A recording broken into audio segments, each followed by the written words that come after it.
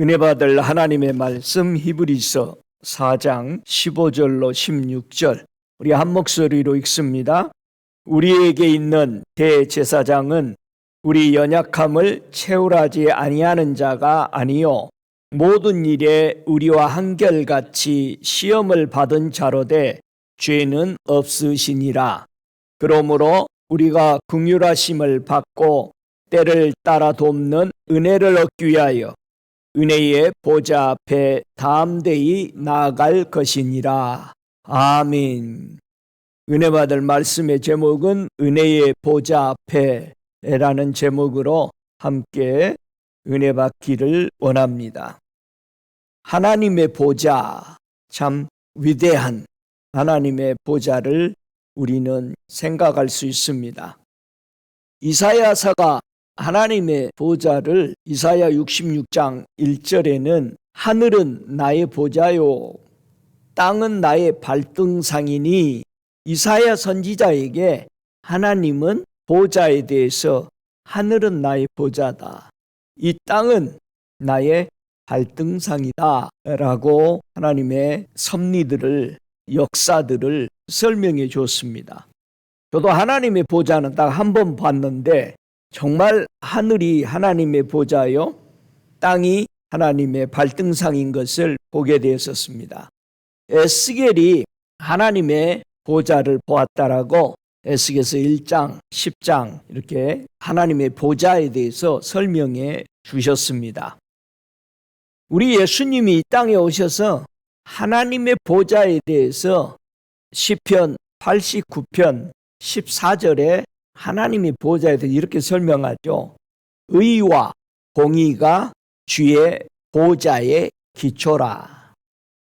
하나님의 보좌를 만들어 놓은 재료가 공의와 공평으로 만들어 놓은 재질로 거기 위에 앉아 계신다, 이렇게 표현했습니다. 좀 더 구체적으로 사도 요한이 하나님의 보좌를 보고 와서 설명한 말씀을 우리 한번 찾아볼까요? 요한계시록 4장 2절부터 6절까지 보면은 사도 요한이 하늘에 올라가서 초대받아서 하나님의 보좌를 보면서 자세히 설명해 놨습니다. 자, 계시록 4장 2절부터 6절까지 함께 보겠습니다. 내가 곧 성령에 감동하였더니 보라, 하늘에 보좌를 베풀었고 그 보좌 위에 앉으신 이가 있는데 앉으신 이의 모양이 백옥과 홍보석 같고 또 무지개가 있어 보좌에 둘렀는데 그 모양이 녹보석 같더라. 또 보좌에 둘러 24 보좌들이 있고 그 보좌들 위에 24 장로들이 흰옷을 입고 머리에 금면류관을 쓰고 앉았더라. 보좌로부터 번개와 음성과 내성이 나고 보좌 앞에 7 등불 켠 것이 있으니 이는 하나님의 7 영이다. 보좌 앞에 수정과 같은 유리 바다가 있고 보좌 가운데와 보좌 주위에 4 생물이 있는데 앞뒤에 눈이 가득하더라, 이렇게 되어 있습니다. 자, 이렇게 사도 요한이 성령에 감동되어 올라가서 그 다음에 또 한 곳 올라가니까 성령이 데리고 하나님의 보좌 앞에 데리고 가서 하나님의 은혜의 보좌 그 주변을 보고 우리에게 설명해 주고 있습니다. 아무리 설명해도 보지 않으면은 이 엄청난 광경을 상상할 수 없을 정도로 어마무시한 하나님의 주변을 우리는 볼 수 있습니다. 제가 나눠주었던 하나님의 보좌의 그림을 한번 생각해 보세요. 그 하나님의 보좌를 보고 온 사람은 세계적인 예언자 샴볼주 목사님이 보고 온 것을 컴퓨터로 그래픽해서 여러분에게 나눠준 적이 있는데요.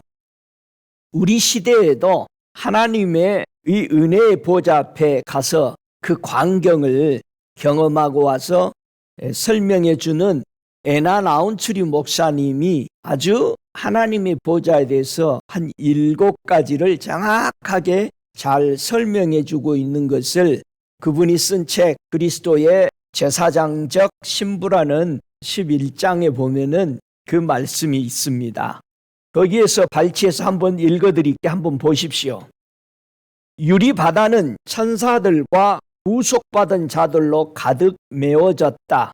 천사들은 위에 공중에까지 가득 채우고 있었다. 모두가 흰옷을 입고 있었다. 모인 천사들이 천천히요 만만이었다. 그들은 밝은 겨울날에 고두름처럼 빛나고 있었다. 반짝반짝 빛이 났다.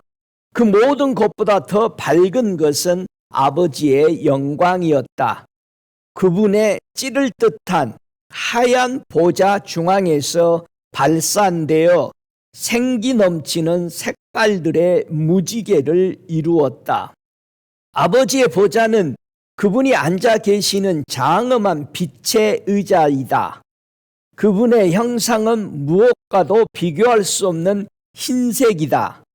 예수께서 지상에서 언젠가 나타내셨던 영광스러운 빛은 이 광채와 유사한 것이었다. 아버지는 참된 빛이시다. 신성한 빛이 천국의 조명이다. 성경은 아버지를 에워싸고 있는 찬란하게 빛나는 색깔 영역의 위쪽 절반을 빛나는 무지개로 비유했다.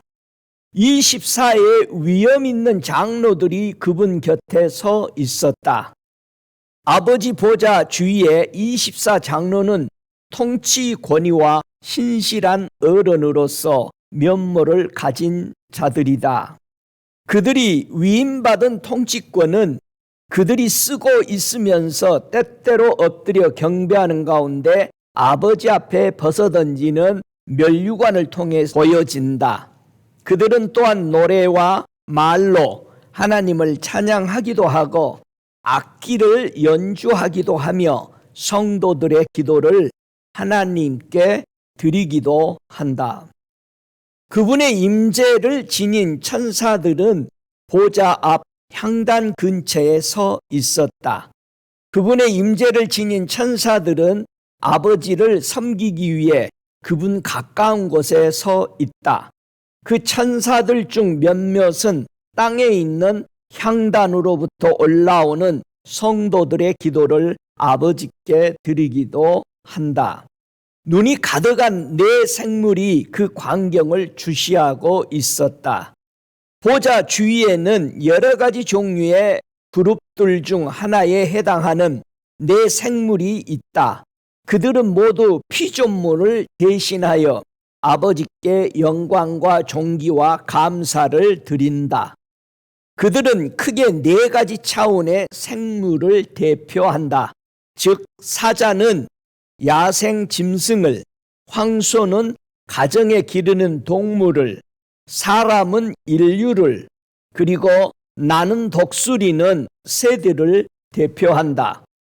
그들의 많은 눈을 피조물의 한계 내에서 영적 분별과 총명 그리고 하나님에 대한 이해의 완전성을 가리킨다. 보좌 양편에 있는 거대한 그룹들은 강렬한 빛 속을 응시하고 있었다. 그룹에 해당하는 히브리 어근은 뭔가를 호위하며 붙잡음이라는 뜻을 가지고 있다. 두 그룹은 아버지 보좌의 팔걸이 아래에 배치되어 있다. 그들은 전능하신 하나님의 영광을 떠받치는 의장병의 역할을 담당한다.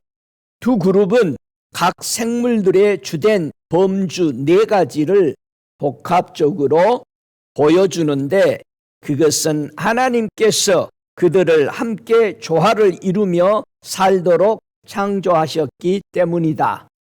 각각의 그룹은 사람의 얼굴, 독수리의 날개를 가지고 있으며 몸의 일부는 사자이고 일부는 항소이다. 성령의 속성을 상징하는 7개의 등불이 내 아버지 앞에 훨씬 더 밝게 타오르고 있었다. 4개의 큰 불길 혹은 횃불은 그리스도의 예수 안에 있는 충만함 가운데 보여지는 성령의 7 사역을 보여주는 것이다. 이렇게 현대에 살아있는 레전드라 하는 우리 에나 라운추리 목사님께서 보고 오셔서 아주 적나라하게 기록해 놨습니다. 자, 오늘은 하나님의 은혜의 보좌 앞에 왜 사람이 나갈 수 없었을까? 로마서 3장 23절에는 하나님의 그 놀라운 영광을 그 보좌 앞에 나갈 수 없었던 이유에 대해서 설명하죠. 로마서 3장 23절에 모든 사람이 죄를 범하였음에 하나님의 영광에 이르지 못하더니 이렇게 설명합니다. 그래서 하나님의 사랑은요, 하나님의 은혜의 보좌 앞에 나갈 수 있도록 누구를 보내주셨는가? 우리는 성경을 통해서 누가복음 1장 32절에 저가 큰 자가 되고 지극히 높으신 이의 아들이라 일컬음을 것이요 주 하나님께서 그 조상 다윗의 위를 그에게 주시리라. 위, 바로 보좌를 우리 예수님의 하나님이 위임하신 것을 볼 수 있습니다. 그래서 히브리서 1장 8절에 보면은 아들에 관하여는 하나님이여 주의 보좌가 영영하며 주의 나라의 홀은 공평한 홀이니이다. 이 공평한 홀, 의로운 지팡이를 의미하고 있는 것이죠. 그래서 우리는 우리 예수님을 바라볼 때 어떻게 바라봐야 되느냐? 히브리서 12장 2절에는 예수님을 어떻게 바라보라고 그래요? 믿음의 주인이시다. 온전케 하신 이인 예수를 바라보자. 저는 그 앞에 있는 즐거움을 위하여 십자가의 참으사 부끄러움을 개의치 아니하시더니 하나님의 보좌 우편에 앉으셨느니라.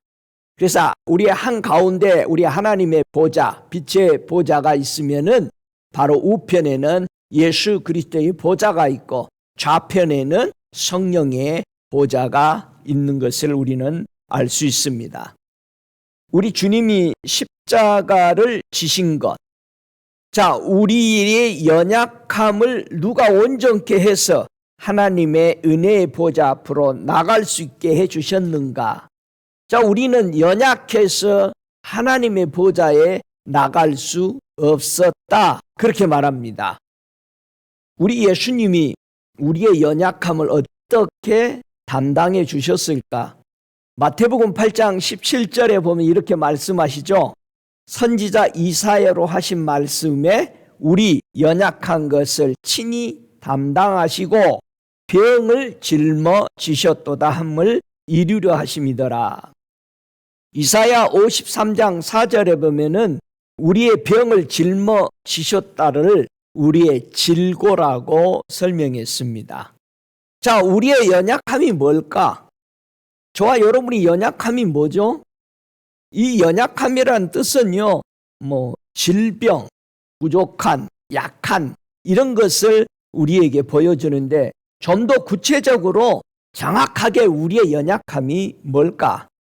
로마서 6장 19절에 보면은 우리의 연약함이 무엇인지를 아주 잘 설명해 주고 있습니다. 우리가 수없이 연약하면은 육신의 질병, 그렇죠. 우리가 질병에 걸리면은 하나님을 섬기기에 참 불편하잖아요. 우리 예수님이 저 베드로의 집에 들어갔을 때에 누가 질병에 있었어요? 베드로의 장모님이 질병에 누워 있을 때 우리 예수님이 치유해 주니까 바로 그 여인이 일어나서 예수님을 수종들더라 그랬습니다. 마치 우리 질병이 낫지 못하면은 하나님을 영화롭게 섬길 수가 없는데 과연 우리의 연약함이 뭔가? 로마서 6장 19절에는 너희 육신이 연약함으로, 자, 꼭 질병같이 설명하죠. 내가 사람의 예대로 말하노니 전에 너희가 너희 지체를 부정과 불법에 들여 불법에 이른 것 같이, 요게 연약함이에요. 우리가 연약했던 게 뭐다? 우리 지체가 부정하고 불법으로 빠져버린 거죠. 그것이 우리의 연약함이었습니다. 그런데 그 연약함을 우리 예수님이 어떻게 바꾸신다? 강건한 우리의 몸으로, 영으로 바꾸시는데 이제는 이제 바꿔진 거죠. 이제는 너희 지체를 의에게 종으로 들여 거룩함에 이르라. 우리가 의인이 되었다라는 것은 우리는 거룩하다라는 뜻이죠. 그래서 우리가 예수 그리스도를 믿음으로 의롭게 됨으로써 우리는 거룩한 자녀가 된 것이죠. 할렐루야. 모든 사람이 이렇게 불법에 있었어요. 부정에 있었어요. 그래서 우리에게는 뭐가 필요한 거예요? 하나님의 보좌 앞으로 나가기 위해서 우리는 뭐가 필요하다? 대제사장이 필요한 거죠. 우리 죄를 깨끗게 하는, 우리 지체를 의롭게 종으로 들여서 거룩함에 이르게 할 대제사장이 필요했다. 그래서 모든 사람이 하나님의 은혜의 보좌 앞에 서도록 우리 예수님이 무엇으로 오셨어요? 대제사장으로 오셔야만 했던 거죠. 그래서 히브리서 4장 14절에 오늘 본문 앞에서도 하시는 말씀이 그러므로 우리에게 큰 대제사장이 있으니 승천하신 자 곧 하나님 아들 예수시라. 우리가 믿는 도리를 굳게 잡을지어다. 우리에게 있는 대제사장은 우리 연약함을 채울하지 아니하는 자가 아니요 그 채울하지 우리 하나님이 우리 연약함을 채울해 주셨다라는 것은 뭐예요? 동정심을 가지고 오셨다. 우리를 돕기 위해서 그런 뜻이죠. 그래서 모든 일에 우리와 같이 시험을 받은 자로되 죄는 없으시었다. 죄가 있으면 대제사장으로서 죽으심은 하나도 효력이 발생되지 못하게 되죠. 왜 사람에게 대제사장이 필요하다고 그랬어요? 히브리서 2장 17절에 보면은 사람에게 이스라엘 백성들이 성전 안에서 대제사장과 제사장과 레위인들이 평생 자기 민족들을 위해서 하나님을 섬기며 죄의 대제사장이 섬기는 삶을 살았던 것처럼 우리 예수님이 대제사장이 되어서 유다 지파로 오셔서 온 민족을 살리는 대제사장이 되셨다라고 말합니다. 그래서 히브리서 2장 17절에 그러므로 저가 범사의 형제들과 같이 되심이 마땅하도다. 이는 하나님의 일에 자비하고 충성된 대제사장이 되어 백성의 죄를 구속하려 하심이니라. 대제사장으로서 예수님이 우리에게 오신 것은 사람의 연약함, 그 불법과 죄와 허물을 구속해 주시기 위해서 대제사장이 우리에게 필요했다. 성경은 얘기합니다. 히브리서 3장 1절에도 대제사장이신 예수를 깊이 생각하라. 저와 여러분이 믿는 예수 그리스도, 희생의 예수 그리스도, 대제사장이 되어서 친히 스스로 십자가에 달리신 이 모습을 우리는 볼 수 있습니다. 그래서 하나님은 대제사장을 누구로 세웠다? 히브리서 5장 10절에 보면은 하나님께 멜기세덱의 반차를 쫓아 대제사장이라 칭하심을 받았느니라. 우리 예수님은 멜기세덱의 반차에 오르셨다. 이와 같이 그리스도께서 대제사장 되심도 스스로 영광을 취하심이 아니요 오직 말씀한 이가 저더러 이르시되 너는 내 아들이니 내가 오늘날 너를 낳았다 하셨고 그렇게 말합니다. 하나님의 아들로 예수님은 이 땅에 대제사장의 임무를 띠고 오셨다. 그래서 히브리서 6장 20절에도 뭐라고 그러느냐? 앞서가신 예수께서 멜기세덱의 반차를 쫓아 영원히 대제사장이 되어 우리를 위하여 들어가셨느니라. 어디로? 하나님의 법궤 안에, 거기 안에 들어가면은 그걸 지나야만이 하나님께로 갈 수 있는데, 그래서 우리는 법궤를 지나가야 하는 거죠. 그 길을 열고 지나갈 때 하나님의 보좌가 드디어 열리는 것이죠. 그래서 사람의 죄를 대속할 대제사장의 이 자격이 정말 예수님이 합당한가? 저와 여러분이 구주와 영생의 하나님으로 믿는 이 예수님이 진정한 사람을 죄를 허물을 용서하는 이 불법을 용서해 줄 자격이 확실한가라는 것을 우리는 질문해 볼 수 있습니다. 그래서 히브리서 7장 26절에 그 대제사장의 자격에 대해서 설명하죠. 이러한 대제사장은 우리에게 합당하니 이걸 갖추고 있어야 진짜 우리의 허물과 죄로 죽은 우리를 구속할 대제사장으로 우리는 받아들일 수 있다라는 거죠. 그분은 거룩하고 악이 없고 더러움이 없고 죄인에게서 떠나 계시고 하늘보다 높이 되신 자라. 요게 제사장이 가져야 할 자격이다 이거예요. 저 제사장들이 먼저 자기 죄를 위하고 다음에 백성의 죄를 위하여 날마다 제사 드리는 것 같이 할 필요가 없었으니 저 대제사장, 그러니까 예수님 반대편에는 어떤 제사장들이 있었어요? 레위 제사장, 아론의 대제사장들이 있었는데 그들의 삶은 언제나 자기를 정결케 하고 죄를 없게 하기 위해서 제사를 드리고 그 다음에 백성들을 위해서 죄를 없게 하기 위해서 짐승을 잡아 죄를 가리웠던 거죠. 그런데 우리에게 보내준 대제사장은 전혀 다르다는 겁니다. 왜? 저가 단번에 자기를 들이셨습니다. 우리 예수님은 단번에 들이셔서 다시는 우리가 제사를 드리지 않아도 되는 개혁을 하신 것이죠. 그래서 히브리서 7장 28절에 계속해서 말하죠. 율법은 약점을 가진 사람들을 제사장으로 세우거니와 율법 후에 하신 맹세의 말씀은 영원히 온전케 되신 아들을 세우셨느니라. 그래서 율법은 약점이 있다 이거죠. 지키다가 하나라도 범하면 완전히 모든 율법이 다 무너져 버리는 거죠. 그러나 우리 예수님이 세우신 복음의 귀한 이 말씀은 하나님의 아들로 세우시기 때문에 완전하다 이렇게 말합니다. 그래서 대제사장의 사명이 히브리서 5장 1절에 설명하죠. 대제사장마다 사람 가운데서 취한 자이므로 하나님께 속한 일에 사람을 위하여 예물과 속지 않은 제사를 드리게 하나니 저가 무식하고 미혹한 자를 능히 용납할 수 있는 것은 자기도 연약에 쌓여 있음이니라. 그렇게 말하죠. 그러니까 예수님도 육체를 가지고 오셨기 때문에 육체에 쌓여 있었다 이렇게 말하죠.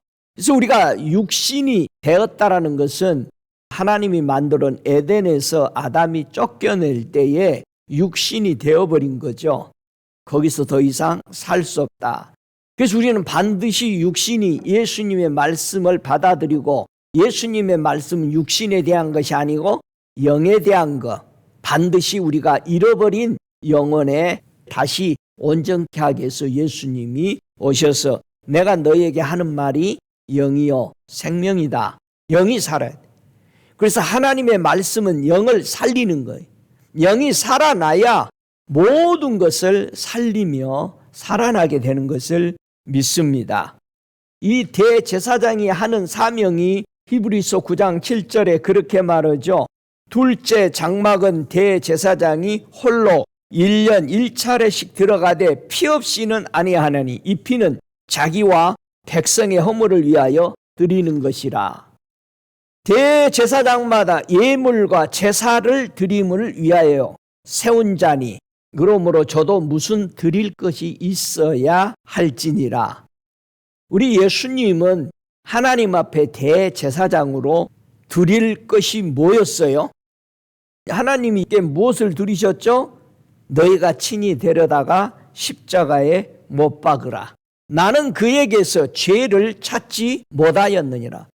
분명히 십자가에 못 박여서 죽는 사람들은 다 누구였어? 죄인이었다. 근데 빌라도가 왕의 눈으로 보니까 죄가 없어. 할렐루야. 나를 위해서 바쳐지신 우리 예수님은 죄가 없으시다. 히브리서 9장 11절에 그리스도께서 장래 좋은 일에 대제사장으로 오사. 우리 예수님이 오신 것은 나쁜 일이다, 좋은 일이다? 좋은 일. 뭐가 좋은 일이요? 너 왜 이렇게 기쁘니? 그러면 뭐라고 그래요? 야, 좋은 일이 있나 보다? 그러잖아요, 주변에서. 그 좋은 일에 대제사장으로 오셨대요. 손으로 짓지 아니한, 곧 이 창조에 속하지 아니한 더 크고 온전한 장막으로 말미암아. 자, 예수님은 사람이 만든 게 아니죠. 하나님이 하늘에서 보내신 것이죠. 그래서 우리 예수님은 염소와 송아지의 피로 아니하고 오직 자기의 피로 영원한 속죄를 이루사 단번에 성소에 들어가셨느니라. 오, 할렐루야. 죄 없으신 예수의 그 피가 하나님 앞에 드려진 거죠. 히브리서 13장 11절에 죄를 위한 짐승의 피는 대제사장이 가지고 성소에 들어가고 그 육체는 영문 밖에 불사르게 된 거죠. 우리의 죄를 대속할 어린 양은 누가 잡았어요? 여러분, 대속의 양을 잡을 때 누가 잡아요? 양은 누가 잡아요? 자, 출애굽기 12장에 양은 누가 잡았어요? 예, 자기가 그 집에서 먹을 사람이 잡았어요. 잘 보세요. 출애굽기 12장 6월절 양을 잡는 모습은 그 집에서 먹을 만한 식구의 양에 맞춰서 양을 한 마리가 크면은 많이 모이고 적으면 적게 모여서 그 집안에서 그 양을 잡고 피를 그 집에다가 바를 사람들, 바로 양을 잡아서 먹을 그 사람들이 잡고 그 피를 임방에 문설주에 발랐습니다. 그래서 민수기에서도 보면은 죄를 용서받기 위해서 죄 지은 사람이 짐승을 끌고 와서 제사장이 손을 얹으라고 해가지고 그 죄를 짐승에게 다 전가시킨 후에 그 짐승을 누가 잡아요? 예, 그 사람, 죄 지은 사람이 잡게 돼요. 자, 그렇다면은 예수님이 대제사장 어린 양으로 오셨는데 누가 잡아요? 다 같이 이방인과 유대인이 합세해서 잡았어요. 할렐루야. 만약에 유대인만 예수님을 양으로 잡았으면 우리에게는 상관이 없죠. 이방인과 유대인들이 합세해서 잡았어. 그래서 그 양을 우리가 먹을 수 있어요, 없어요? 우리도 먹.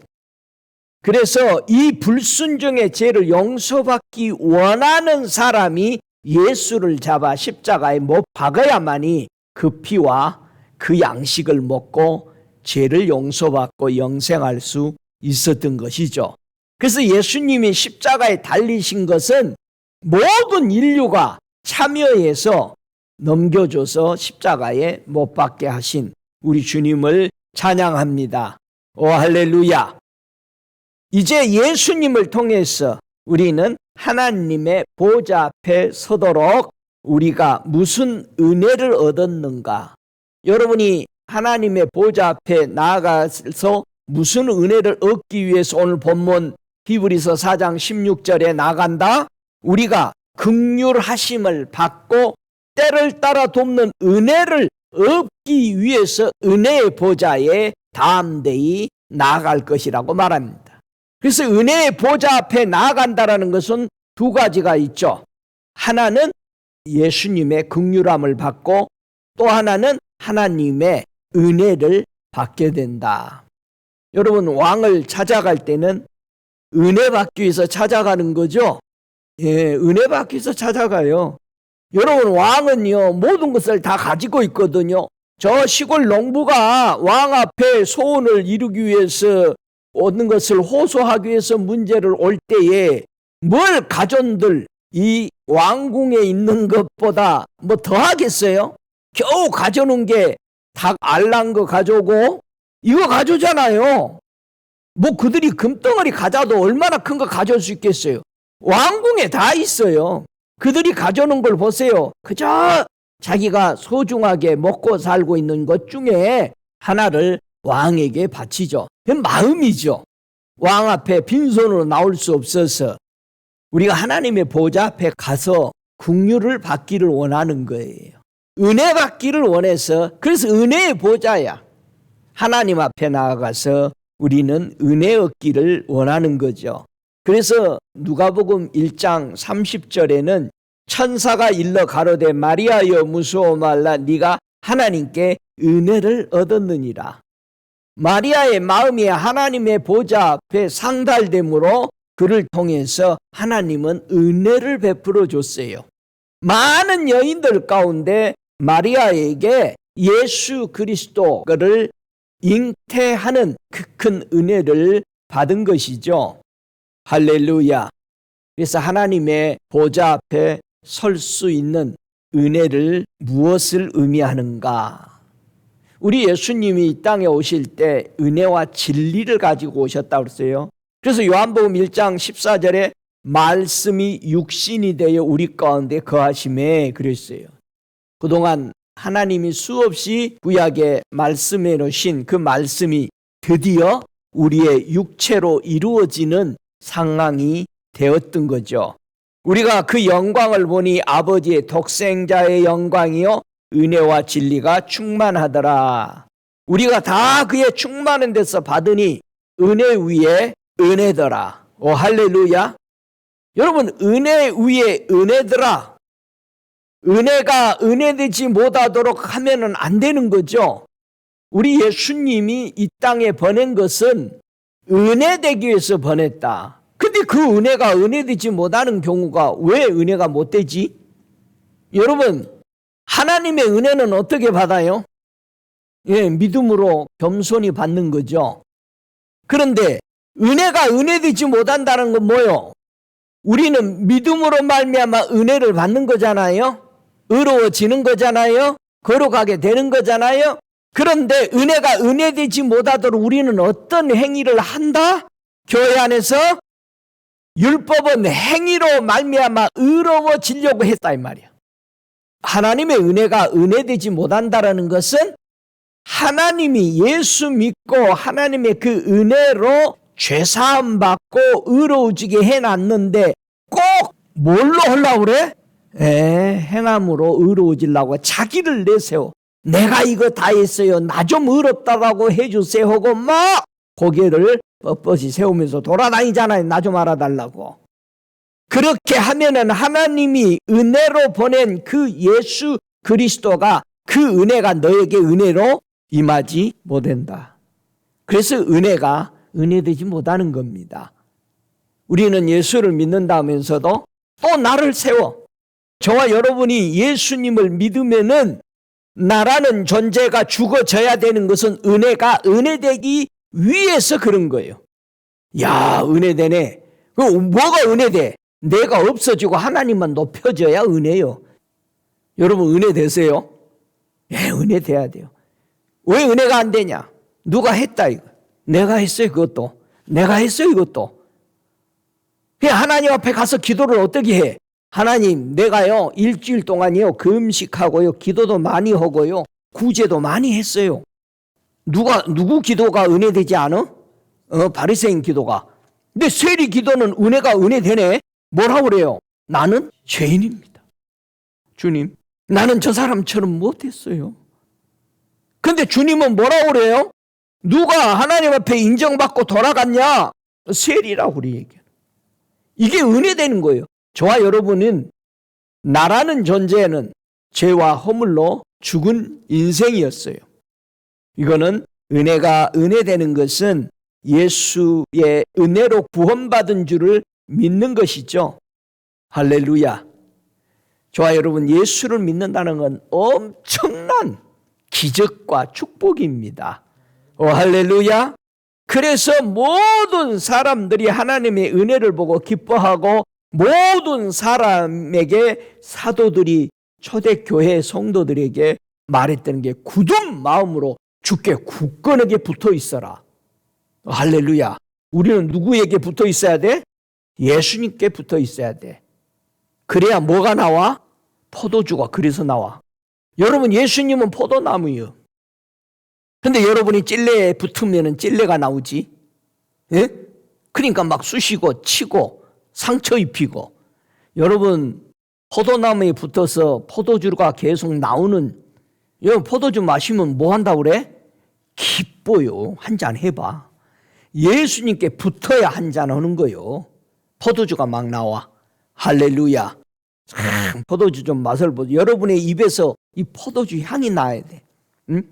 포도주 향이 나오면은 가장 기쁘고 향기가 나고, 우리는 예수께 굳건하게 붙어 있어야 합니다. 그래서 로마서 3장 24절에 예수님께 붙어 있을 때 무엇이 얻어지느냐? 그리스도 예수 안에 있는 구속으로 말미암아 하나님의 은혜로 값없이 의롭다 하심을 얻은 자가 되었느니라.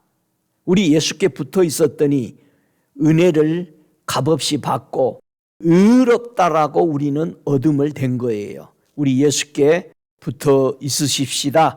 할렐루야. 사람이 언제 죄를 지었어요? 우리가 하나님의 영광에 이르지 못하는 죄를 언제 지었을까? 창세기 3장 11절에 보면은 우리 하나님이 아담에게 질문하죠. 가라사대 누가 너의 벗었음을 네게 고하였느냐? 내가 너더러 먹지 말라 명한 그 나무 실과를 네가 먹었느냐? 아담이 가로되 하나님이 주셔서 나와 함께 하신 여자 그가 그 나무 실과를 내게 주므로 내가 먹었나이다. 실은 하와가 이 열매를 먹지 말라는 금단의 열매를 줘서 먹은 것이 누구 책임이다? 나와 함께 하나님이 주셔서 나와 함께 하신 여자, 결국은 손가락은 누구에게 가는 거예요? 하나님이 잘못했다는 거예요. 하나님이 창조해서 나 혼자 있을 때 괜찮았어요. 여러분이 혼자 있을 때 다 괜찮지. 집에 혼자 있으니까 누가 쑤시고 속생일 사람도 없고 내 건 누가 건들 사람도 없어. 하나님이 만들어주신 저 여자가 그렇게 말하는 거예요. 우리가 잘못했으면 그냥 잘못했다고 해야 돼요. 누구 때문에? 우리는 전가하는 이런 같이 끌고 들어가는 이런 것들을 우리가 분명히 회개하셔야 됩니다. 그래서 로마서 5장 15절에는 이 은사는 범죄와 같이 아니하니 곧 한 사람의 범죄를 인하여 많은 사람이 죽었은즉 더욱 하나님의 은혜와 또한 한 사람 예수 그리스도의 은혜로 말미암아 선물이 많은 사람에게 넘쳤으리라. 할렐루야. 그래서 예수는 누구의 선물이다? 하나님의 선물이다. 오, 할렐루야. 여러분, 죄와 은혜는 얼마나 다른 차이를 가지고 있을까요? 죄와 은혜. 여러분, 은혜가 좋아요? 죄가 좋아요? 죄는 사망 안에서 왕노릇한대요. 죄 지은 사람들 아주 대단하죠? 왕자들처럼 큰소리치고 다닙니다. 근데 은혜도 또한 의로 말미암아 왕노릇한다는 거예요. 하나님의 은혜로 의로워지면 또 우리 왕이 되어서 큰소리치잖아요. 그래서 우리 주 예수 그리스도로 말미암아 영생에 이르게 한다. 하나님 주신 은혜는 영생에 들어가게 한데 의로워서. 그러나 죄는 사망 안에서 왕노릇하며 사망으로 가는 거죠. 저와 여러분 지금 죄 아래 있어요? 하나님의 은혜 아래 있어요?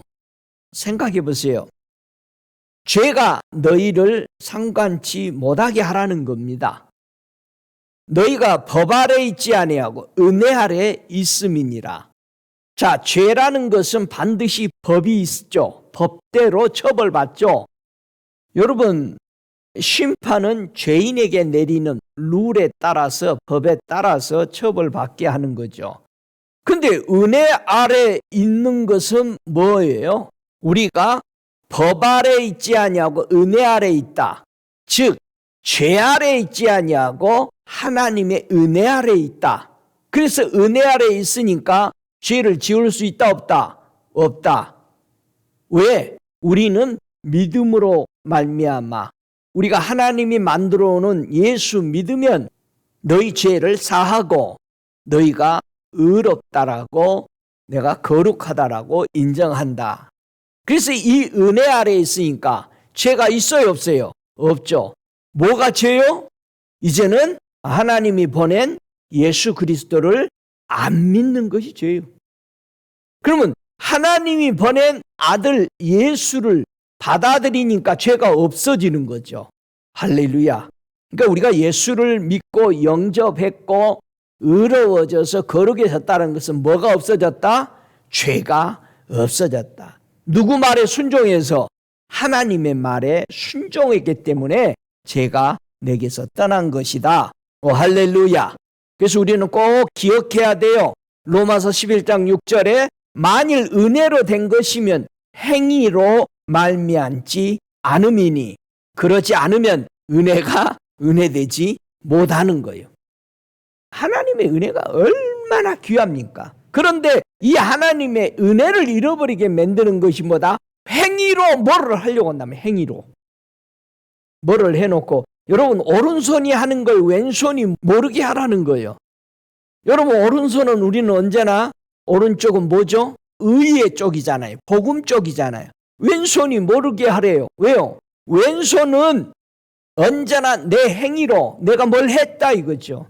나를 드러내기 위한 행위로 의로워질 수가 없습니다. 오직 우리는 하나님이 주신 은혜의 선물, 예수 그리스도를 믿음으로 의롭게 되는 하나님의 선물을 받은 것입니다. 우리가 살다 보면 꼭 은혜에서 떨어져요. 은혜에서 떨어졌다라는 건 뭐요? 또 행위로 자기를 나타내려고 그래요. 너무나도 무서운 얘기죠. 하나님 것을 또 하나님의 법을, 하나님의 주신 은혜의 법을, 성령의 법을 또 거슬리게 되잖아요. 먹지 말라 했어요. 이제 더 이상 네 행위로 하는 거 먹지 말라. 분명히 믿음으로 말미암아 의로워지는 하나님의 은혜를 우리에게 주셨다. 그렇게 말하고 있습니다. 예수님을 통해서 성도가 하나님의 은혜를 받으면 이제 뭐라 하냐? 여러분 은혜 받으면 어때요? 기분이 좋죠? 기쁘죠? 그러니까 우리가 은혜 받은 성도들이 뭐 하느냐? 에베소서 1장 6절에 보니까 그의 사랑하시는 자 안에서 우리에게 거저 주시는 바 그의 은혜의 영광을 찬미하게 하려 합니다. 은혜 받고 이 하나님의 섭리를 깨닫고 나니까 예수를 통해서 온 놀라운 믿음으로 의로워졌고 죄가 씻어지고 하나님 앞에 거룩한 자녀가 됐다라는 것을 알게 되면은 그 영광을 하나님 앞에 놀랍게 찬송하며 우리는 살아간다. 그래서 저와 여러분의 입술에 찬양이 하나님을 향하는 찬양, 여러분이 좋아하는 그 유행가 말고 하나님을 높이는 여러분이 새 노래를 만들어서 작사 작곡해서 올려드리시기 바랍니다. 저와 여러분의 매일 삶 속에 주님 어찌 또 이렇게 이것을 주십니까? 이것을 깨닫게 하십니까? 이것을 맛보게 하십니까? 하는 이런 찬양을 하나님 앞에 드리시기를 바랍니다. 그런 의미를 깨닫고 나서 하나님 앞에 감사와 찬송을 드리고 또 하나 그리스도 안에서 그의 은혜의 풍성함을 따라 그의 피로 말미암아 구속고 제사함을 받았으니 예수님 감사합니다. 나를 위해서 희생해 주시고 나를 위해서 거룩하신 주님이 죄인처럼 우리가 잡아 죽였는데 우리가 그 피로 먹고 삽니다. 그 양식을 먹고 오늘도 나는 의롭다라고 하고 있음을 감사합니다. 그 예수님의 죽으심과 부활하심과 다시 오심에 대해서 우리는 정말 찬송하며 기다릴 수 있는 이런 사람이 은혜를 받은 사람들이다 이 말이에요. 그래서 우리가 찬양이나 이 찬양 드리는 시간들, 경배하는 시간들이 우리 마음에서 폭발적으로 요동해야 돼요. 여러분 사랑하면 가슴이 막 뛴다고 그러대. 해봤어요 다 사랑? 가슴이 두근거리고 막 이런다며요. 사랑하면 벌렁벌렁한대요 이 가슴이. 우리가 예수님을 그런 사랑의 마음, 불이 임하고 내 가슴에 주님을 사랑하는 마음이 이렇게 막 열리면은요, 불이 임하잖아요. 강렬해지잖아요. 그러면 주체할 수 없는 우리의 마음을 느끼는 거죠. 디도서 3장 7절에는 그런 말을 합니다. 우리로 저의 은혜를 힘입어 의롭다심을 얻어 영생의 소망을 따라 후사가 되게 하려 하심이라. 천국을 계속 이어나갈 새 시대, 새로운 자녀들이라는, 우리 보고 후사가. 얼마나 위대합니까? 우리는 하나님의 은혜를 입어서 의로워졌잖아요. 그 의로워지고 이제는 영생의 소망을 가지고 천국을 대대로 영원히 이어갈 후세들이다, 다음 세대들이다, 이런 축복을 우리가 누린 겁니다. 뭘로? 하나님의 은혜로. 이 은혜의 보좌는 어마어마한 거죠. 누가 이 크신 하나님의 은혜를 받을 수 있다고요? 야고보서 4장 6절에는 더욱 큰 은혜를 주시나니, 은혜를 받아도 어떤 은혜 받아야 된다? 더 큰 은혜를 받아야 돼.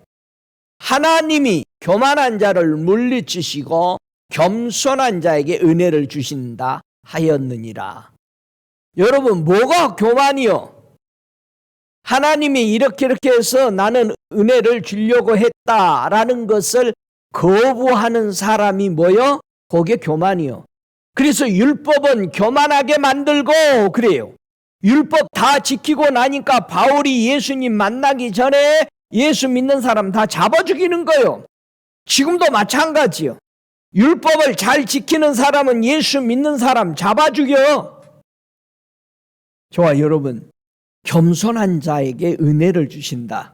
하나님이 이렇게 하시기로 하셨군요. 감사합니다. 그렇게 따르겠습니다. 그 계획대로 그 말씀을 받아들이는 자를 보고 뭐라 그런다? 쟤는 겸손하다. 여러분, 겸손하십니까? 아멘 좀 해봐요. 그럼 목사님 교만하다 할까봐 못해. 우리가 생각하는 그게 교만이 아니에요. 어느 목사님이 붕이 와서 설교 시간에 제가 굉장히 겸손합니다. 그렇게 하니까 막 교인들이 다 웅성웅성하고 막 수근수근 하는 거예요. 웃기도 하고. 왜 웃으세요? 제가 겸손하다니까. 이게 이제 질문하는 거지. 그 본인이 어떻게 겸손하다고 그래요? 여러분, 예수님도 뭐라고 그러셔요? 마태복음 11장에 온유하고 나 겸손하다. 그러니까 바리새인들이 그 소리 듣고 어떡하겠어요? 세상에 자기가 겸손하다는 게 그거 겸손한 거 아니야. 그러니까는 우리가 용어를 모르고 알고 있는 거죠. 세상에 생각하는 겸손은 뭡니까? 그저 큰일 해놓고도 아이고 수고했는데 아닙니다. 다 다른 사람들이 했습니다. 하면서 그저 자기가 한 것 같지 않게끔 그렇게 겸손한 사람이 누가 자기가 한 업적을 짓밟거나 욕하면 어떻게 해요? 막 성이 날 거 아니야. 그럼 다르잖아요, 겸손이. 여러분, 예수님이 온유하고 겸손하다. 분명히 야고보서 4장 6절에도 하나님이 교만한 자를 물리친다. 근데 겸손한 자에게 은혜를 준다. 베드로전서 5장 5절에도 분명하게 하나님이 교만한 자는 대적하신다. 겸손한 자들에게 은혜를 주신다. 저와 여러분, 이 겸손과 교만을 우리가 잘 알아야 되죠. 아담이 교만이 뭡니까? 하나님이 먹지 말라는 거 잘 지키고 있다가 어느 날 누구 말 듣고 뭐해? 먹고 싶어져. 자, 그 사람 말이 하나님 말보다 더 이제 권세를 차지했어. 보세요, 우리가 하나님은 이렇게 하지 말라 했는데 우리가 배워온 교리, 우리가 지금까지 배워온 말씀이 아닌데도 습관적으로 했던 이 신앙의 어떤 습관들, 이런 것들이 성경보다 하나님의 말씀보다 위에 놓여버리면 이거 안 되잖아요. 예? 그래, 안 해요? 안 되지. 잘 보세요. 왜 안 되냐? 교만이, 겸손이 어떤 차이냐? 하나님의 말씀에 순종하지 않고 자기 걸 내세우는 게 교만이에요. 이거 보세요. 사회에서도 마찬가지죠. 선생님이 이렇게 가르쳤는데 선생님이 의의 있습니다. 꼭 그런 것은 아니고요. 그러면 선생이 볼 때 뭐예요? 교만한 거죠. 그 학생이. 한번 생각해 보세요. 예수님을 가장 핍박했던 사람들 중에, 지도자들 중에 외식하고 있었던 대제사장, 서기관들, 바리새인들, 사두개인들이었거든요. 바리새인이란 뜻은요, 바리새인, 그 인자가 있죠. 바리새인, 요건요 긍휼이라는 뜻을 가지고 있어요. 자비. 그러니까 바리새인들은 그룹이잖아요. 바리새인이라는 그룹을 만들고 창단한 그 이유는 하나님의 긍휼을 전하기 위해서 거기에 가입한 거야, 사람들이. 이 바리새인들이. 그런데 예수님이 마태복음 22장 23절에 서기관들 바리새인들이여 너희는 박하와 회향과 근처에 11조를 들이되 율법에 더 중한 바 의와 인과 신은 버렸도다. 분명히 바리새인들은 긍휼을 자비를 베풀기 위해서 사람들이 모여서 그 그룹을 만들었던 거예요. 그리고 거기에 가입했던 거예요. 그런데 이들이 지키고 있는 율법은 지키는데 율법보다 더 중요한 것은 너희들이 버렸다. 자, 율법보다 더 중요한 게 뭐죠? 의와 인과 신이야. 의는 뭐예요?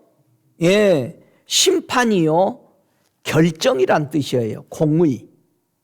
여러분, 이 의라는 것은 심판, 판결, 결정하잖아요. 이것을 공의라고 의라고 그래요. 인은 뭐예요?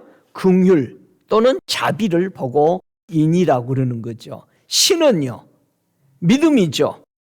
자, 그래서 하나님의 계명과 예수의 믿음을 지키는 자를 보고 뭐라고 그래? 그게 성도다. 그게 믿음이다. 그런데 율법보다 더 중요한 것을 하나님의 복음, 의와 인과 신은 율법보다 더 낮게 여긴다는 얘기예요. 지금 이게 우리 교회들, 성도들 마음에 너무 많이 자리 잡고 있다라는 사실. 너무 두려운 소리죠. 그러면은 이제 이렇게 설명해. 그러면 의와 인과 신은만 잘 지키면 되겠네요 했더니 그럴 사람이 꼭 나오니까 예수님이 그러나 이것도 행하고 저것도 버리지 말아야 할지니 11조 계속 내라 이 말이요. 그런데 인터넷 들어가서 두들겨 보세요. 11조 내지 않아도 된다라고. 그게 뭐예요? 그 교만이요. 예수님이 이 땅에 오셔서도 하신 말씀이요. 그럼 목사님 또 11조 내야 되겠네. 안 내려고 그러려다가 11조를 내도 됩니까? 안 내도 됩니까? 라고 물어보는 성도들, 여러분 스스로 한번 생각해 봐. 솔직히 내기 싫지. 그러니까 물으러 왔을 거 아니야. 그렇잖아요. 우리는 하나님의 말씀을 내 논리와 내 주관으로 버리려고 하고 싶어요. 그래서 같이 버리려고 하는 사람들, 동조들을 찾아다니는 거예요. 당신이 요거 그러지 않는다라고 말 한마디만 해주면 내가 마음 편하게 그렇게 하고 싶은데 자기 편이 되어달라는 거예요. 여러분은 누구 편이요? 여호와는 내 편이시라. 하여튼 하나님도 자기 편 만들려고 그래. 하나님도 자기 편 만들어가지고 하나님이 이렇게 해도 된다고 그랬다고 그렇게 가지고 큰 소리 치는 사람도 있어요. 여러분, 은혜는 모든 사람에게 주신 거죠. 근데 받아들이면 그게 뭐다? 선물이다. 받아들이지 않으면 그게 그 사람에게는 심판이겠죠. 여러분, 하나님의 선물을 잘 받고 계십니까? 그러면은 은혜죠. 근데 하나님의 준 은혜를 받아들이지 않는다면은 그 사람에게는 심판에 이르게 되겠죠. 우리 예수님이요, 긍휼에 대해서 설명했습니다. 마태복음 9장 13절에 보니까 너희는 가서 내가 긍휼을 원하고 제사를 원치 아니하노라 하신 뜻이 무엇인지 배우라. 내가 의인을 부르러 온 것이 아니요 죄인을 부르러 왔노라. 그렇게 했어요. 자, 긍휼, 자비, 같은 단어로 사용하죠. 우리 예수님이요, 이 긍휼을 어떻게 전하라고 했을까? 저와 여러분 긍휼 받았어요? 하나님 보좌 앞에 가서? 그러면 이제 이 긍휼을 어떻게 내 이웃에게 전할까요? 우리가 살면서. 누가복음 10장 29절부터 이렇게 보면은 저와 여러분이 하나님의 긍휼, 하나님의 자비를 은혜의 보좌 앞에 가서 받았어요. 이걸 어떻게 행할 것인가? 자, 누가복음 10장 29절부터 좀 내려가면서 보죠. 이 사람이 자기를 옳게 보이려고 예수께 여짜오되 그러면 내 이웃이 누굽니까? 자, 분명히 우리 주님이 이 사람에게 이렇게 말을 했어요. 어느 것이 하나님의 계명입니까? 물었을 때에 하나님을 사랑하고 이웃을 내 몸처럼 사랑하는 것이 모든 계명에 전부 다 들어있다. 이 말을 하니까 이 사람이 하는 말이 그럼 내 이웃이 누군데요? 라고 물었을 때 예수께서 대답하여 가라사대 어떤 사람이 예루살렘에서 여리고로 내려가다가 강도를 만나매 강도들이 그 옷을 벗기고 때려 거반 죽은 것을 버리고 갔더라.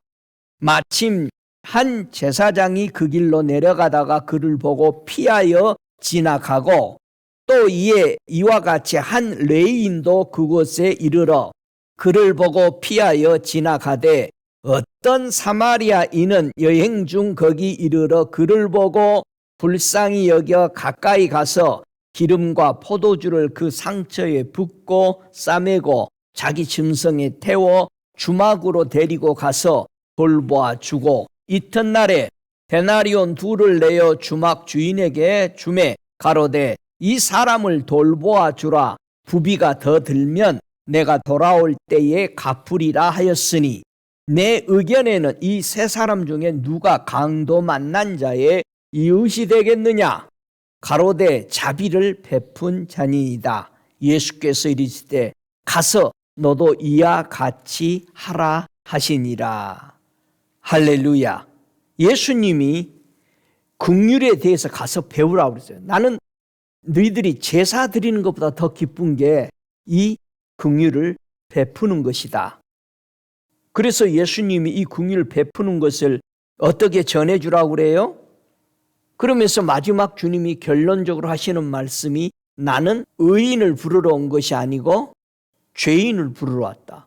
그러니까 죄인이 은혜의 보좌 앞에 나간 거죠. 뭐 하려고? 긍휼을 원해서. 내가 이러한 잘못이 있습니다, 왕이시여. 나를 불쌍히 긍휼을 베풀어 주십시오. 그래서 나를 용서해 달라고 하나님의 은혜의 보좌 앞에 나갔던 것이죠. 저와 여러분 좋은 이웃이요? 진짜로? 한번 생각해보면 나는 좋은 이웃인가?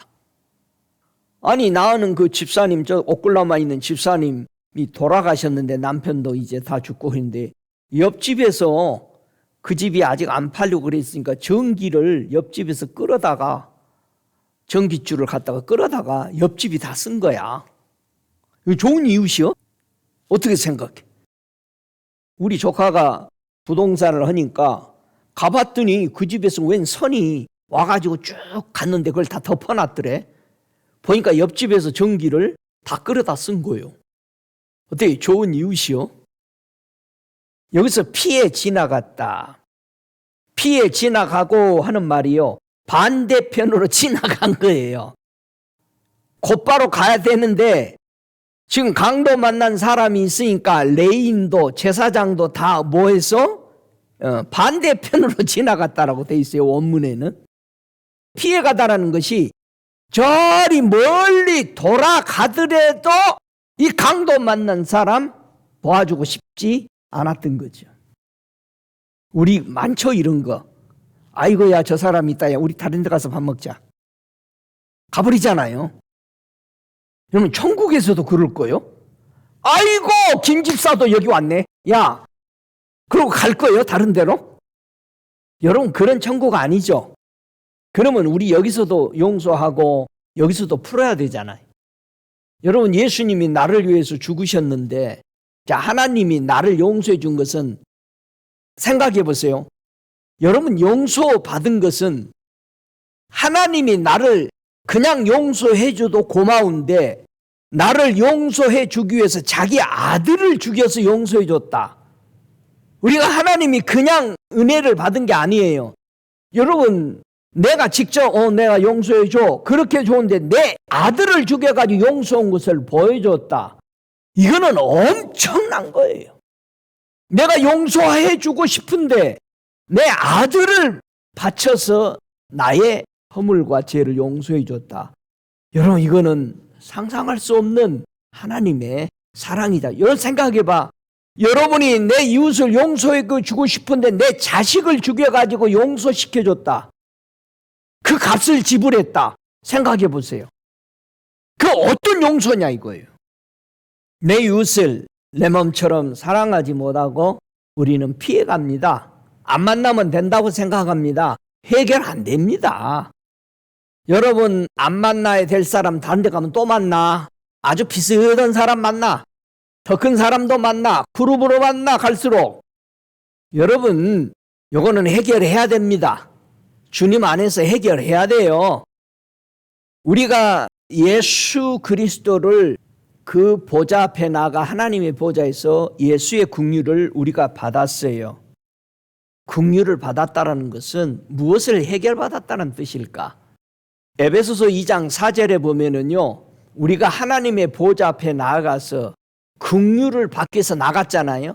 그 긍휼 받은 것이 과연 내게 뭐가 해결이 되고 내게 주어진 은혜인가? 에베소 2장 4절 이하에 보면은 긍휼에 풍성하신 하나님이 우리를 사랑하신 그 큰 사랑을 인하여 허물로 죽은 우리를 그리스도와 함께 살리셨고 너희가 은혜로 구원 얻은 것이라 또 함께 일으키사 그리스도 예수 안에서 함께 하늘에 앉히시니 이는 그리스도 예수 안에서 우리에게 자비하심으로써 그 은혜의 지극히 풍성함을 오는 여러 세대에 나타내려 하심이니라. 너희가 그 은혜를 인하여 믿음으로 말미암아 구원을 얻었나니 이것이 너희에게서 난 것이 아니요 하나님의 선물이라. 여러분, 은혜 보좌 앞에 가서 무엇을 받아들였는지를 설명하는 거예요. 우리가 이걸 받고 온 거예요. 하나님의 보좌에서. 로마서 15장 9절에도 이방인으로 그 긍휼하심을 인하여 하나님께 영광을 돌리게 하려 하심이라 기록된 바 이름으로 내가 열방 중에서 주께 감사하고 주의 이름을 찬송하리로다 함과 같으니라. 모든 이방인들이 이 하나님이 보낸 예수의 긍휼 때문에 온 세계가 찬양하고 영광 돌릴 것을 이 구약 선지자들은 봤던 거예요. 오 할렐루야. 디도서 3장 5절처럼 우리를 구원하시되 우리의 행한 바 의로운 행위로 말미암지 않고 오직 그의 긍휼하심을 쫓아 중생의 씻음과 성령으로 새롭게 하심으로 하셨나니 그랬어요. 자 보세요. 우리의 행한 바 의로운 행위로 우리가 밖에 나가서 바른 행동을 하면서 사람 돕고 이렇게 하는 이 의로운 행위는 반드시 우리가 해야 되죠. 근데 그걸로 우리는 구원 얻은 것이 아니다. 여러분, 의로운 행동 밖에 나가서 많이 해서 사람들에게 도움 주고 하나님을 보도록 하되 아무리 내가 세상을 구원할 수 있는 구제하는 수 밀리언 사람들을 구제해주고 저들에게 사랑을 베풀고 내가 모아놓은 재산을 다 투자했을지라도 그 의로운 행위로는 구원 얻는 것이 아니다. 믿습니까? 저와 여러분이 수많은 수고를 통해서 부엌에서 음식을 하고 성도들 대접을 하고 나가서 저 홈레스들을 밥을 먹이고 하는 이런 것으로 구원 얻는 것이 아니야. 자랑할 것이 아니야. 그런 거는. 믿습니까? 그런데 왜 만나면 그래요? 아이고 팔이 왜 그렇게 아프세요? 아이고 어제 가서 밥을 200그릇을 퍼줬어요. 그래서 팔 아프다는 거예요.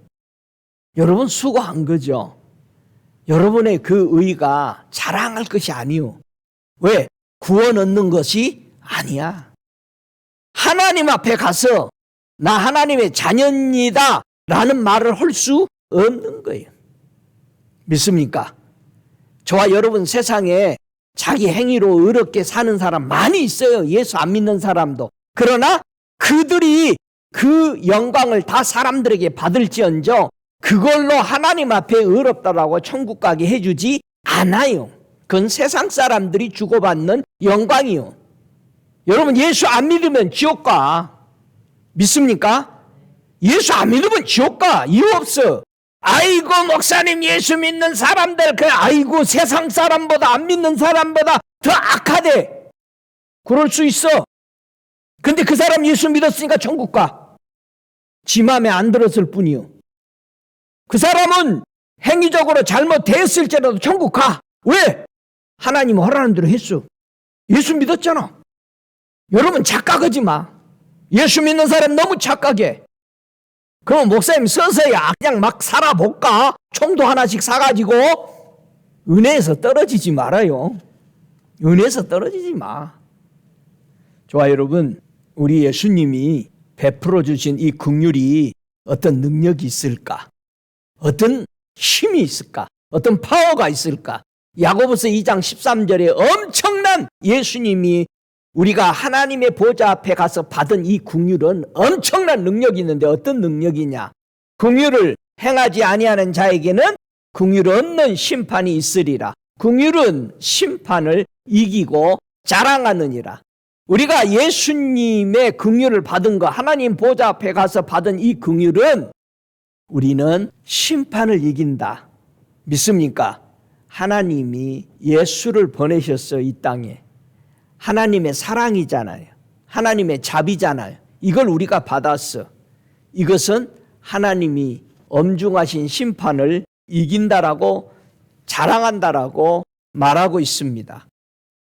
저와 여러분, 생명 같으신 예수를 우리가 받았다면 우리가 세상에 나가서도 가정 안에서도 교회 안에서도 안 믿는 사람들 앞에서도 우리는 막대게 살아가지 않아요. 위대한 하늘의 법을 지키고 있는데 땅의 법 잘 지켜야 되잖아요. 더 잘 지켜야 되잖아요. 왜요? 하늘의 사람인데 땅의 것은 아무것도 아니잖아요. 더 잘 지켜야지. 이건 기본도 안 되는데. 세상 사람들은 세상 것 잘 지키면 좋은 사람이라고 떠받칠 수 있어. 근데 우리는 하늘의 법을 지키기 때문에 세상 법 당연히 더 잘 지켜야지. 할렐루야. 총 사지 말아요. 또 아까 총 사라고 그랬다고 그러지 말고 예수님이 베풀어 주신 긍휼로 우리 믿는 자들이 은혜의 보좌 앞에 서게 되었는지 베드로전서 1장 3절은 우리에게 설명합니다. 찬송하리로다. 우리 주 예수 그리스도의 아버지 하나님이 그 많으신 긍휼대로 예수 그리스도의 죽은 자 가운데 부활하심으로 말미암아 우리를 거듭나게 하사 산 소망이 있게 하시며 그랬습니다. 여러분, 하나님의 긍휼이신 예수 그리스도를 죽음에서 부활시키시고 그리고 그것을 통해서 우리가 거듭났다라는 소망이다. 예수님이 부활하지 않았다면 우리는 거듭난 소망이 있다 없다? 없다. 여러분, 그러면 우리 부활을 증거해야 되고 여러분이 믿어야 돼요. 부활 안 믿으면 여러분 죽었다가 살아나지 못해. 여러분 거듭난 거 아니야. 예수님의 부활을 안 믿는 사람은 본 어게인 한 사람이 아니래요. 왜? 소망이 없대요. 여러분 소망이 있어요? 그러면 다시 태어난 거요? 확실해요? 그러니까 목사님 어떨 때 내가 거듭난 것 같고 어떨 때는 거듭나지 않는 것 같고 긴가민가해? 여러분 우리의 구원은 확실한 거죠. 이게 맞나 틀리나? 그건 틀린 거예요. 거듭난 거 아니요. 여러분 거듭난 것은 그냥 보면 아는 거예요. 거듭난 거예요. 여러분이 연필을 가지고 있으고 이게 연필이야 볼펜이야 하고 있는 사람 있어요? 여러분 사과를 보고 사과라고 그냥 하죠. 왜요? 그 사람은 사과인 줄을 알아. 여러분이 거듭났으면 하나님 앞에 나 이래서 거듭났네 이 말씀을 보니까. 근데 우리는 자꾸 뭐에 의존해? 자기 느낌에. 내가 느낌에 나 이런데 내가 거듭났나? 자꾸 나의 느낌에, 그럼 뭐라고 자기가 조금 착했으면 이거 내가 예수 믿었더니 거듭났더니 이걸 했네.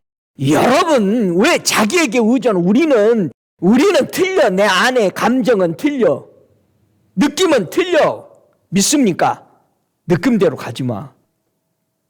저와 여러분이 거듭난 것이 느낌이 좋아서 거듭난 걸로 착각하지 마시고, 우리가 예수 그리스도가 죽은 자 가운데 살아나신 것은 내가 예수 믿고 의로워짐으로 나도 거듭났다라는 확증이요. 할렐루야. 주님을 찬양합니다. 저와 여러분은 오늘도 하나님의 은혜의 보좌 앞에 초대하십니다. 여러분, 하나님의 은혜의 보좌 앞에 나아가시기 바랍니다. 사도 요한이 하나님의 보좌에 있는데 올라갈 때 어떻게 올라갔어? 성령에 감동하였더니 또 다른 차원에 올라간 거예요. 천국에서 들어갔는데 또 다른 차원으로 하나님의 보좌가 있는 곳까지 올라가려면은 거기서 계속 성령이 감동했더니 또 올라간 거예요, 그 자리를. 그래서 저와 여러분, 성령이 우리 연약함을 도우십니다. 우리 연약함이 뭐였다고 그래서 아까? 불의, 불법, 병든 거야, 그게. 그게 병이요. 그거 보고 병들었다고 그러는 거예요. 저와 여러분, 성령도 우리 연약함을 도우시나니 우리가 마땅히 빌 바를 알지 못하나 오직 성령이 말할 수 없는 탄식으로 우리를 위하여 친히 간구하시느니라. 여러분, 성령 받으시기 바랍니다. 성령을 원하신다고 말씀하시기 바랍니다. 그래서 성령 어떻게 받아요? 베드로 사도가 성령 받은 사람을 가서 설교하면서 보는 거예요. 사도행전 10장 44절에 고넬료 가정 가서 베드로가 막 복음을 전할 때 성령이 말씀 듣는 모든 사람에게 내려오시니.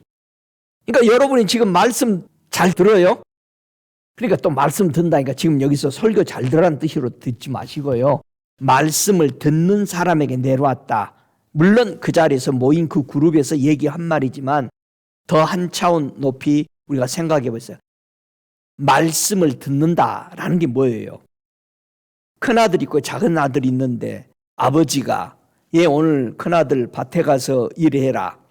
더니 네 하고 갔어. 근데 일 안 가고 옆으로 샜어.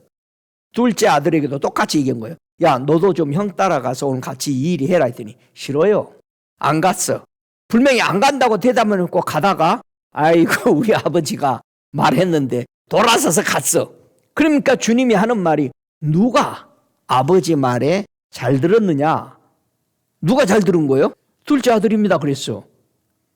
그랬더니 이스라엘 백성들이 이 비유를 들으면서 첫째 아들이 누구라고 생각했어? 아이고 저거 우리네.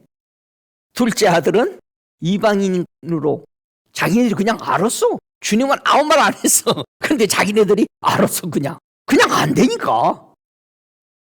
요즘도 누가 자꾸 큰 집이라고 하는 사람들이 있어요. 우리가 큰 집입니다. 잘못된 거죠. 유대인이요?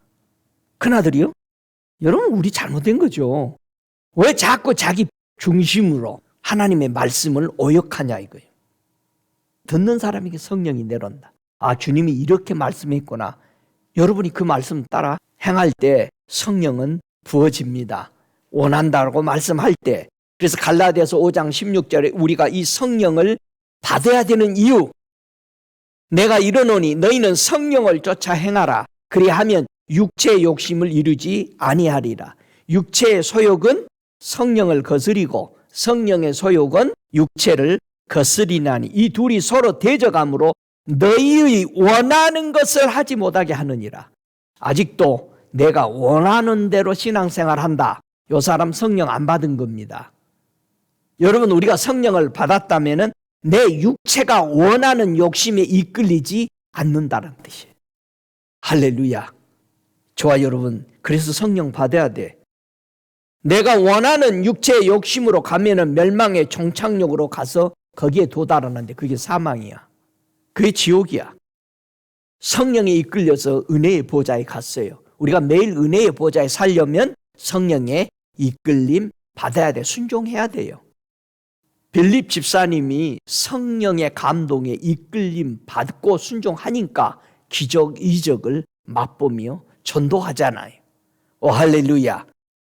요한일서 4장 13절에 그의 성령을 우리에게 주심으로 우리가 그 안에 거하고 그가 우리 안에 거하는 줄을 아느니라. 성령 따라 받고 순종한 사람이 뭐다? 하나님 말씀, 예수님 말씀 안에 내가 살아가고 있다라는 뭐다? 증표다. 오 할렐루야. 여러분 성령 받으셨어요? 그러면은 예수님이 내 안에, 내가 예수님 안에 있는 것입니다. 믿습니까? 하나님의 사랑 안에서 자기를 지키라고 그럽니다.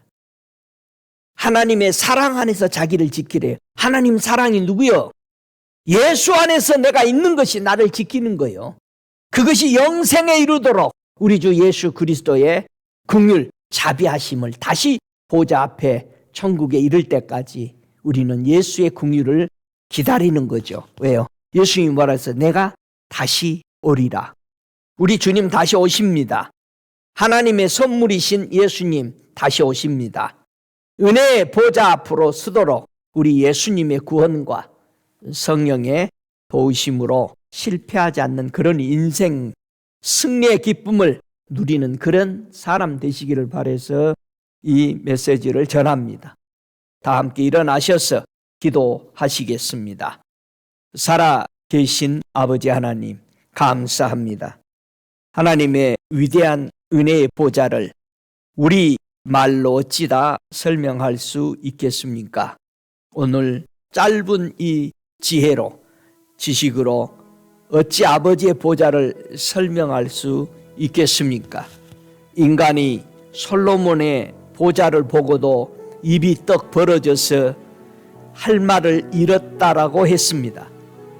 하물며 하늘에 계신 우리 아버지의 빛의 그 보좌는 이루 말할 수 없음을, 표현할 수 없음을 우리는 압니다.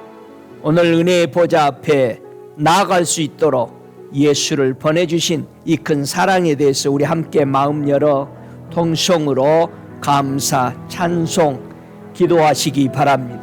오 걸어가시는 아버지 감사합니다.